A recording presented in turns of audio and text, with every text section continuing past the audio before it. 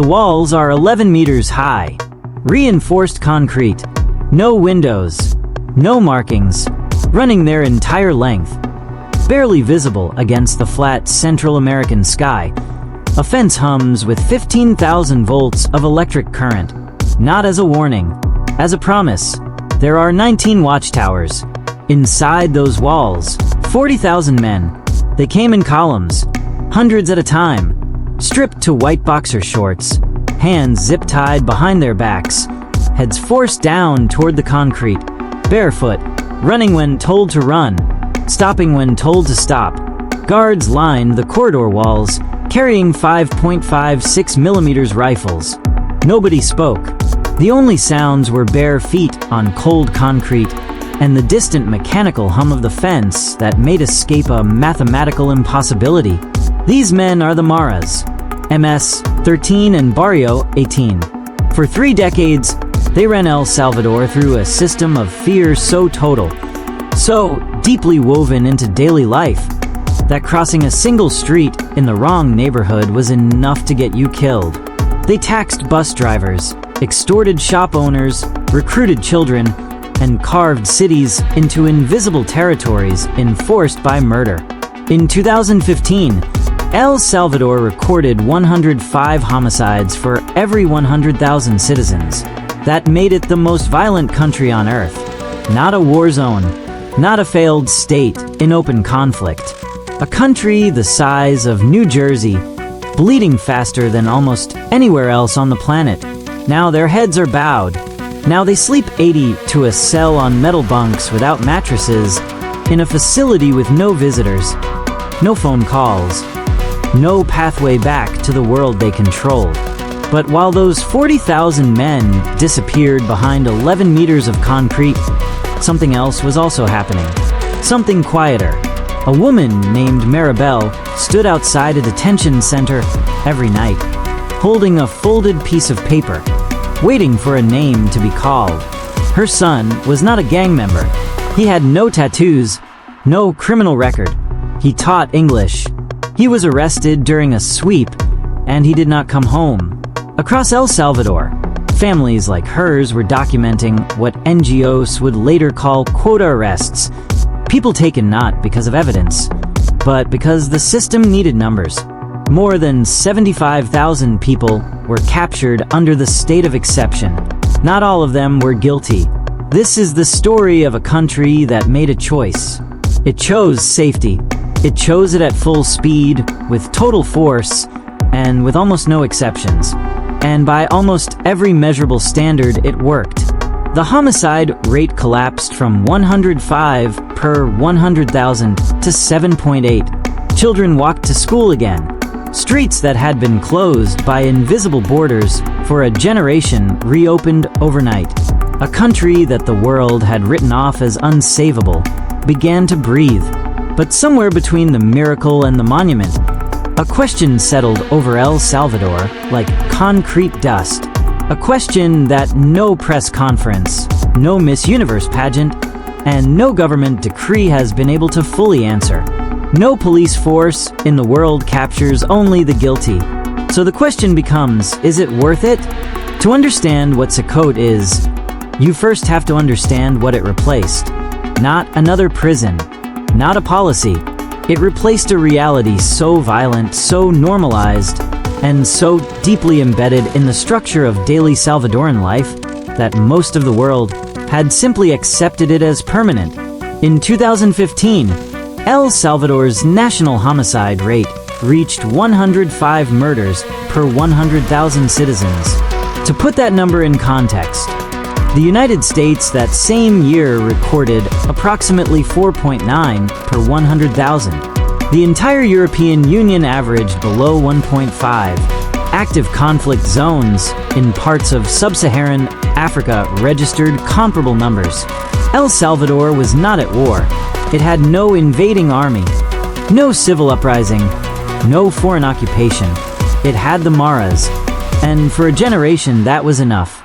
MS 13, whose full name is Mara Salvatrucha, was not born in El Salvador. It was born in Los Angeles in the 1980s. forged from communities of Salvadoran refugees who had fled a brutal civil war only to arrive in American cities with no money, no connections, and no protection. The gang formed as a survival structure. It grew into something else entirely. Through the 1990s and into the 2000s, the United States began mass deporting convicted MS-13 members back to El Salvador, a country that had been ravaged by war, had no functioning criminal justice infrastructure, and had no capacity to absorb them. They arrived and they organized. The vacuum of state authority became their operating environment. Barrio 18, a rival organization with its own roots in American street gang culture, followed the same trajectory and the same expansion model. By the 2010s, the two organizations had divided El Salvador into a patchwork of territories so rigidly enforced that cartographers could have mapped them. These were not abstract boundaries. They were enforced daily, violently, and without negotiation. A bus route that crossed from one territory into another required the driver to pay extortion fees to both sides or face execution. A teenager who lived on one block and attended school 3 blocks away might have to cross a territorial line to get there.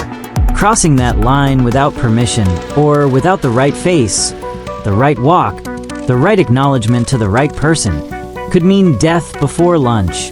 Schools in the worst affected neighborhoods stopped functioning as schools. Attendance collapsed. Teachers stopped showing up. According to documented reporting from Salvadoran civil society organizations, some schools in gang-controlled areas were operating with as few as 5 students because parents had decided that the risk of the walk was greater than the cost of keeping their children home and uneducated. Entire neighborhoods became self-contained worlds with invisible walls as real and as deadly as any concrete structure. The state, for much of this period, was either absent or complicit. Successive governments attempted negotiations, truces, and crackdowns with roughly equal success, which is to say almost none. A government-brokered gang truce in 2012 briefly reduced homicides, then collapsed into a retaliatory surge that made the years that followed even worse. Police forces were infiltrated. Prison systems became gang headquarters where leaders continued to operate freely, making calls, issuing orders, and managing territorial disputes from behind bars that offered more protection than opposition. This is the country Nayib Bukele inherited when he took office in June 2019. He was 37 years old, a former advertising executive and mayor who had won the presidency without the support of either of El Salvador's 2 traditional parties. He arrived with an image built on social media, a facility with spectacle, and a set of promises so sweeping that his critics assumed they were purely performative. He was going to end gang control. He was going to make El Salvador safe. He was going to do it fast. For the first 2 years of his presidency, results were mixed. There were negotiations, then denials of negotiations, then allegations that his government had engaged in secret talks with MS-13 leadership in exchange for reduced homicides during an election period. His administration denied the allegations.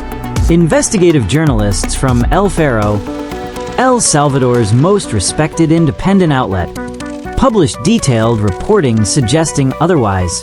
The story became one of the defining controversies of his first term. Then, on the weekend of March 25, 2022, the Maras killed 62 people in a single 72-hour period.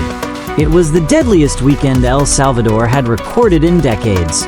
Some analysts interpreted it as a deliberate message, a demonstration that whatever arrangement had existed was now over.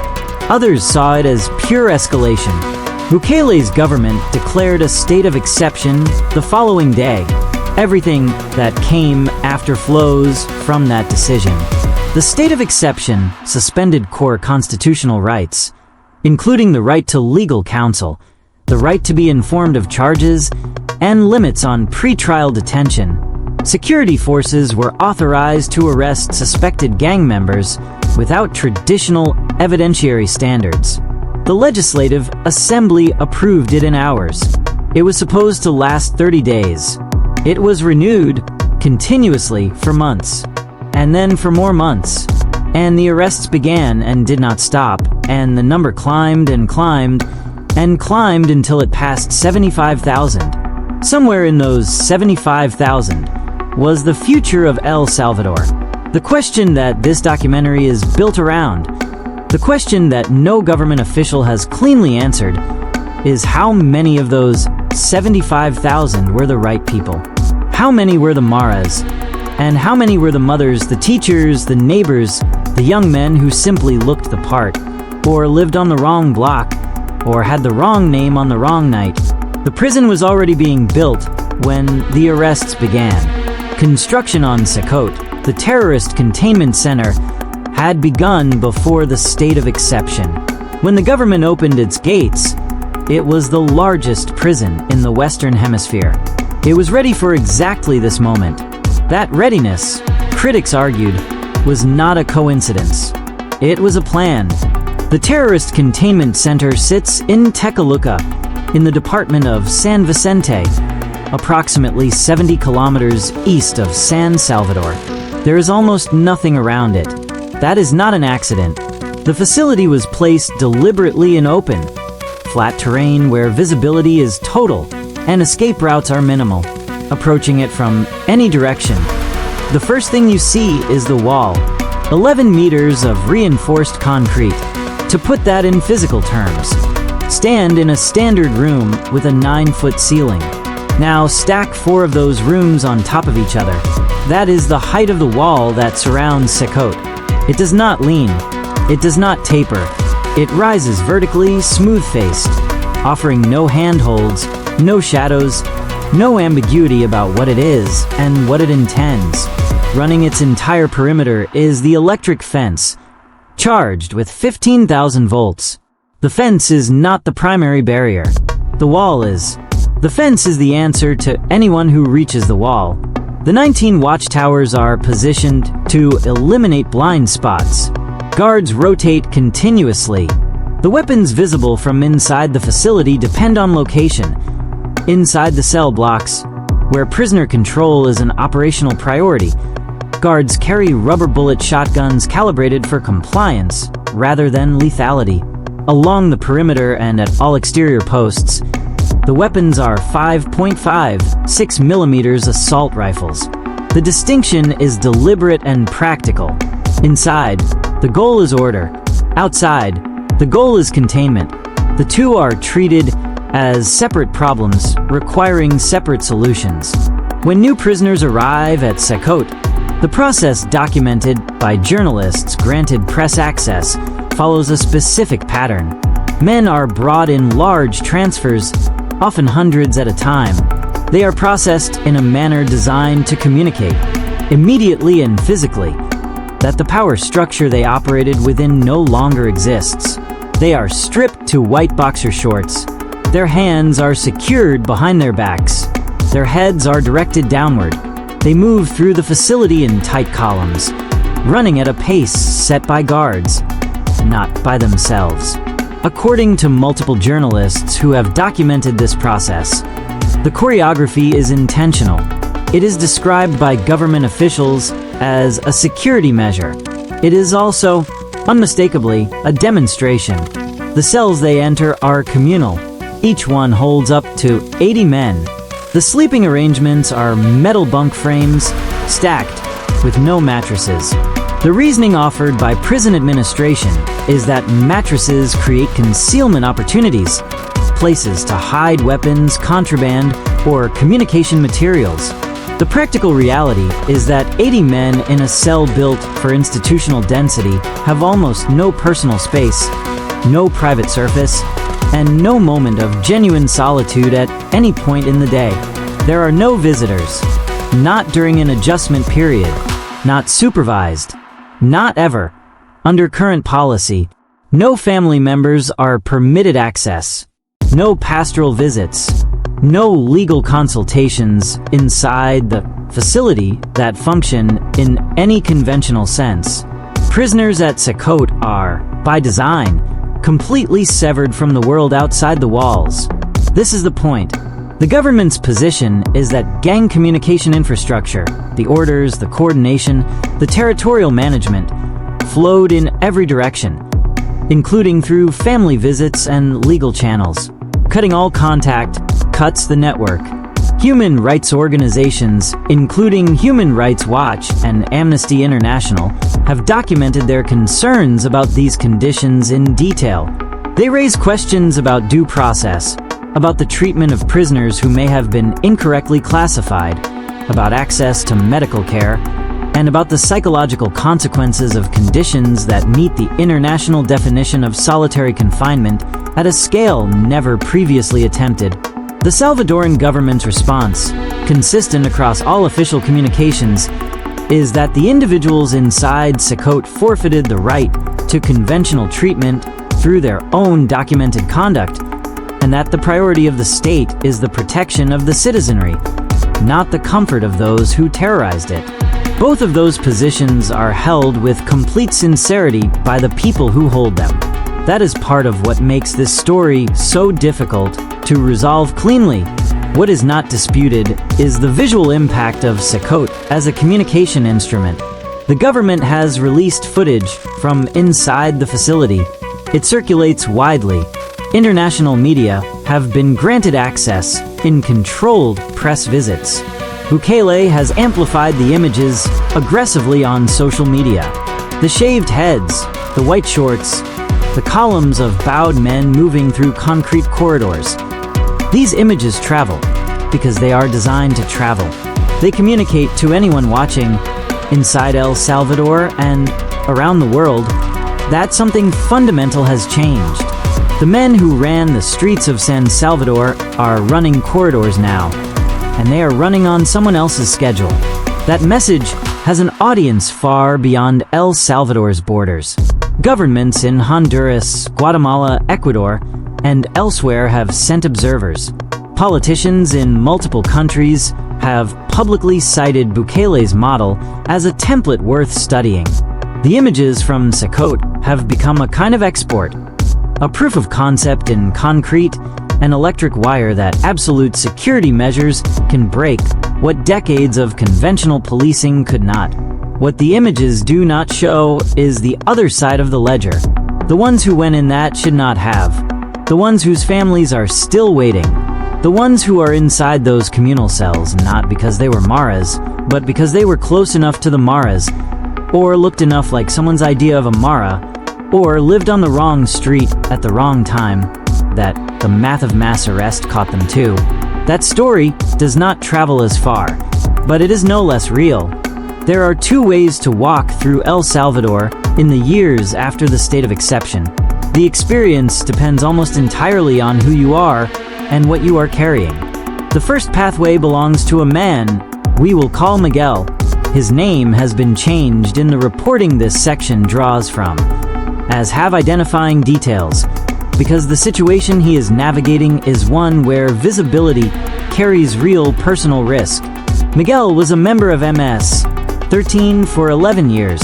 He joined as a teenager in a neighborhood where membership was not always presented as a choice. He served the organization, survived it, and eventually, through a combination of age, exhaustion, and a quiet decision made in the back of a church he started attending without telling anyone. He stopped. He did not defect formally. He did not inform. He simply withdrew slowly, carefully, and moved to a part of the country where his face was not known. What he could not leave behind was his skin. His arms, his neck, and portions of his chest were tattooed with the symbology of his former life. Under normal circumstances, in a country with a functioning gang culture, those markings were protection and identity simultaneously. Under the state of exception, they became a target. The law as applied did not require prosecutors to prove active membership. Presence, association, and physical markings were treated as sufficient indicators. Miguel knew men with similar tattoos who had been swept up in mass arrests, processed through a system, moving too fast for individual review, and placed in detention centers where they waited, sometimes for months, to be evaluated. He found a clinic that offered laser tattoo removal. The process is not quick, and it is not painless. Each session costs approximately $150, a significant sum in a country where the average monthly wage hovers around $500. The laser targets the ink beneath the skin and breaks it down through concentrated heat. Patients describe the sensation as being snapped repeatedly by a rubber band soaked in fire. Dark, dense ink, the kind used in prison tattooing, requires more sessions than standard tattoo work, sometimes significantly more. A full sleeve covering both arms might require 15 sessions, or more across a year and a half of treatments to become unrecognizable. Miguel attended sessions quietly, paid in cash, and told almost no one. Between appointments, he wore long sleeves regardless of temperature.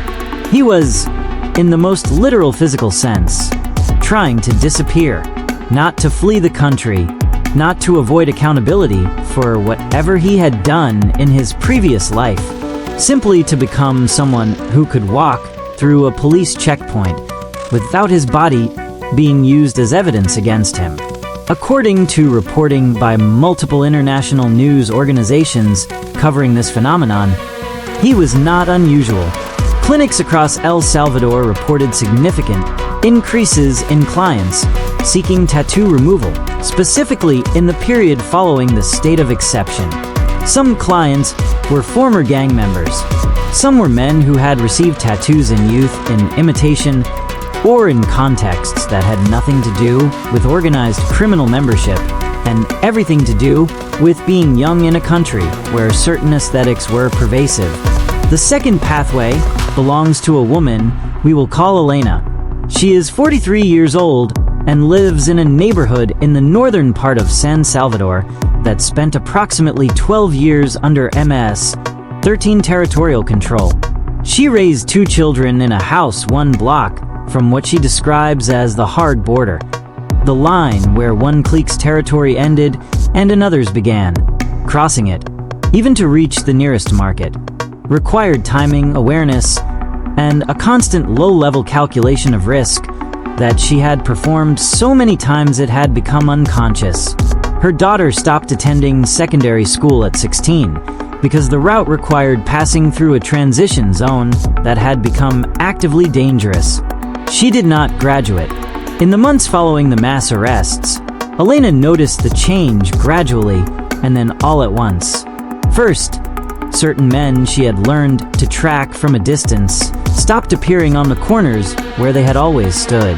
Then the checkpoints, informal collections of young men that required acknowledgement, sometimes payment, always deference, simply were not there one morning.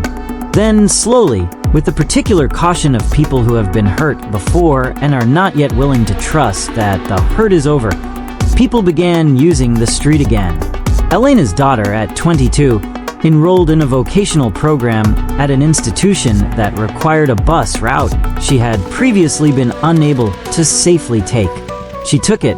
Elena walked to a market that had been on the wrong side of an invisible line for over a decade. She bought vegetables and walked home. This sounds mundane because it is mundane, and the mundaneness of it is the entire point. Normal life, the ability to move through a city without calculating whether movement might kill you, had returned to a neighborhood that had not had it for a generation. Elena knows, because she follows the news, and she is not naive, that among the 75,000 arrested there are people who should not be there. She knows about the quota arrests, about the families waiting outside detention centers, about the cases documented by NGOs, where young men with no affiliation were taken because they happened to be in the wrong place during a sweep. She holds both things simultaneously, with the particular moral exhaustion of someone who has lived in the situation rather than observed it. She is relieved. She is grateful. She is also not entirely comfortable with her relief or her gratitude, and she is honest about that discomfort when asked. These two pathways, Miguel's disappearing act and Elena's first free walk across a line that used to require courage to cross, are the human scale of what the statistics describe. The homicide rate that fell from 105 to 7.8 per 100,000 is not an abstraction. It is Elena's daughter taking a bus. It is a market trip that used to be dangerous. It is children returning to the schools that once held 5 students, because that was all the parents trusted the walk to deliver safely. But the same policy that made Elena's walk possible also made Miguel's arms a liability, and it made possible the situation of the 75,000, in which justice and injustice arrived in the same vehicles, processed by the same overwhelmed system, separated by a distinction, guilty or not guilty, that the state of exception had deliberately made harder to enforce. Power, when it decides to rewrite history, does not stop at the living. One of the least reported and most revealing elements of the Bukele government's campaign against the Maras is its treatment of the dead. As part of the broader effort to eliminate gang culture not just from the streets, but from the symbolic landscape of El Salvador, the government ordered the destruction of gang-affiliated headstones and grave markers in cemeteries across the country. The policy was systematic. Markers bearing gang symbols, gang colors, or gang-affiliated iconography, including some that had stood for years, were removed or destroyed. The stated rationale was that these markers served as rallying points and symbols of gang identity, that they maintained the culture's presence in public space, even after individual members had died, and that the project of eliminating the Maras from El Salvador required eliminating their footprint in all of its forms, including the graves. Critics observe that destroying a grave marker is a significant act regardless of who the grave belongs to, that it represents the erasure not just of a criminal identity, but of a human life, a family's grief, and a person's claim to having existed. Human rights scholars noted that the policy had precedence in historical contexts that most governments prefer not to invoke. The Salvadoran government noted that the markers glorified organizations responsible for thousands of murders, and that their removal was a condition of the country's recovery. The argument has no clean resolution. It sits, like so much of what El Salvador has done since 2022, in a space where the moral logic of both sides is internally coherent and externally irreconcilable. The erasure was not only being performed on the dead, for the living, particularly for former gang members attempting to exit the life and survive the state of exception. Erasure was a personal and physical project, carried out session by session in small clinics with laser equipment and a great deal of pain. The tattoo removal phenomenon documented across El Salvador after 2022 represents something that has few precise parallels in the recent history of criminal justice. Men who had worn their affiliations on their skin for years, sometimes decades, were now spending money they could barely afford to have those affiliations burned away, not because they had been rehabilitated through a program, not because the state had offered them a pathway, but because the state had made their visible identity a basis for arrest, and they were adapting to survive. Some were genuine former members who had left the life years before and found that the crackdown did not distinguish between past and present membership. Some were active members attempting to camouflage. Some, according to documentation from human rights organizations, were men with no gang history at all whose tattoos, acquired in other contexts, had been flagged as suspicious during sweeps. The sessions are clinical and private. A technician, a laser, an arm held steady against a padded surface, the smell of heated skin, the sound that documentation describes as similar to the snap of a rubber band, repeated dozens of times across the surface of the ink, for session after session across months or years. Patients are told not to expose the treated area to sun. They are given aftercare instructions. They return to their lives, wearing long sleeves, waiting for the ink to fade, trying to become someone a checkpoint camera would pass without flagging. Simultaneously, the government was investing in a different kind of image project entirely. In November 2023, El Salvador hosted the Miss Universe pageant. The government invested approximately $100 million in the event. The ceremony was broadcast to over 100 countries. Bukele's administration positioned the hosting explicitly as a signal to the international community. El Salvador, the country the world had watched descend into the worst violence in the hemisphere, was now safe enough, prosperous enough, and confident enough to host the world's most watched beauty competition. The production was elaborate. The venue was transformed. International media covered the arrival of contestants from across the globe, touching down in a country that, years earlier, many of them would have struggled to get travel insurance for. The contrast between these two simultaneous realities is not a coincidence or an irony that escaped the government's notice. It is the entire strategy. The pageant and the prison exist in deliberate relationship with each other. The prison demonstrates capability, the state's ability to remove threats with overwhelming force. The pageant demonstrates consequence, the result of that removal, a country reborn and open for business. Together they compose the argument that Bukele has been making to his own citizens and to the world since the state of exception began. That security, achieved by whatever means necessary, was the foundation on which everything else could be built. And then there is Maribel, whose name is drawn from documented case patterns reported by Human Rights Watch, and Cristosal among others, representing a composite of documented family experiences, represents something the pageant broadcast did not include. She is a woman in her 50s who stands outside a detention center every night. She has been doing this for months. She holds a folded piece of paper that contains her son's name, his identification number, and a brief account of where he was and what he was doing when he was arrested. Her son was 24 years old. He had no gang tattoos. He had no criminal record. He had a certificate from a language institute and had been working as an informal English tutor in the neighborhood where he grew up. He was arrested during a sweep. He was taken with a group of other men from the same area. The official process for challenging a detention under the state of exception was suspended in ways that made conventional legal intervention nearly impossible. His family hired a lawyer who was told there were no records to access. They filed a habeas corpus petition that was delayed, then delayed again. Maribel began standing outside the facility each night because she had been told that names were sometimes called, that releases sometimes happened.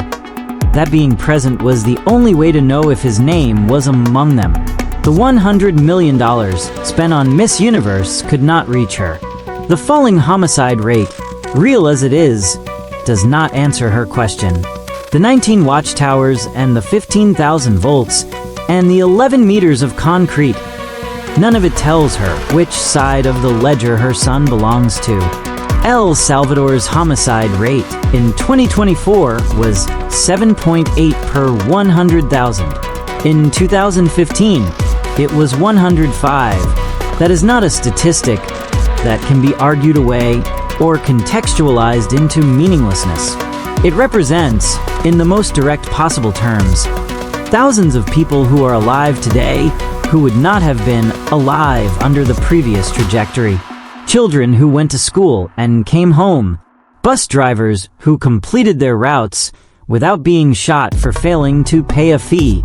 Women who walked to work without calculating whether the route crossed a territorial line. The scale of that transformation is real, and it is significant, and it belongs in any honest accounting of what El Salvador has done. The question that this documentary has been building toward is not whether the transformation is real. It is whether the method that produced it can be evaluated separately from its results. Whether a government that imprisoned 75,000 people, knowing, by every precedent of mass arrest in every country that has ever conducted one, that some percentage of those people were innocent, made a moral calculation that can be defended, and by whom, and on what terms. No police force in the world captures only the guilty. That sentence comes from within the documentary record of this story, from observers and officials who have watched the process and grappled honestly with what it means. It is not a condemnation. It is a description of reality. Mass enforcement conducted at speed, without the full procedural infrastructure of individualized justice, will always produce a margin of error. The question that Bukele's government implicitly asks its citizens and the world to answer is whether, given what El Salvador was and what it has become, that margin of error was an acceptable cost. For Elena, walking across what used to be an invisible border to buy vegetables, the answer tilts toward yes, even though she holds the question with discomfort. For Maribel, standing outside a detention center with a folded piece of paper, the answer is not a calculation at all. It is her son. He is not a statistic. He is not a margin of error. He is a person who was in the wrong place, or had the wrong neighbor, or was swept up in a system that was moving too fast to stop, and look carefully at every face. Both of these women are Salvadoran. Both of them lived through the same 3 decades of Mara violence. Both of them know what it cost. They are not enemies, and they are not on opposite sides of a simple argument. They are standing in the same country, breathing the same changed air, and arriving at different answers to the same question, because their experiences of the same policy happen to be different. The Bukele government has shown no signs of changing its approach. The state of exception has been renewed repeatedly, and the political support for it within El Salvador remains high. Polls conducted by reputable regional organizations have consistently shown approval rates for the security measures above 70% among Salvadoran citizens. This is not manufactured consent. It is the response of a population that lived for a generation under conditions that most of the people reading about it or watching a documentary about it have never experienced and cannot fully imagine. CECOT will not be the last prison of its kind. The design has already been studied. The model has already been exported in concept, if not yet in concrete. Governments watching their own gang crises escalate are asking the same question that Bukele asked in March 2022. What happens if we simply decide to stop accepting this? What happens if the answer to 30 years of failure is not another program, another negotiation, another truce that collapses, but a wall, 11 meters of it, 19 towers, 15,000 volts? The answer, in El Salvador, is that the streets got quieter. The homicide rate fell to a number that would have seemed like science fiction in 2015. Children went back to school. Elena crossed the street. The answer, also in El Salvador, is that Maribel is still waiting outside the detention center. That Miguel is still paying $150 a session to have his past burned off his skin. That somewhere in the communal cells of CECOT, among the tens of thousands of men sleeping on metal bunks without mattresses, there are people who should not be there, who have no realistic mechanism for proving it, and who are serving an indefinite sentence in a facility with no visitors, no phone calls, and walls too high to see over. The password for the new El Salvador is safety at any cost. The cost, it turns out, depends on who is paying it. El Salvador is not the only country that looked at its crime crisis and decided that conventional solutions had run out. In the video coming next, we go inside the prison system that inspired a generation of get tough policies before El Salvador ever broke ground on CECOT, and we examine what happened to the country that built it, the prisoners inside it, and the communities that were supposed to be saved by it. The results are not what anyone predicted. That story is next.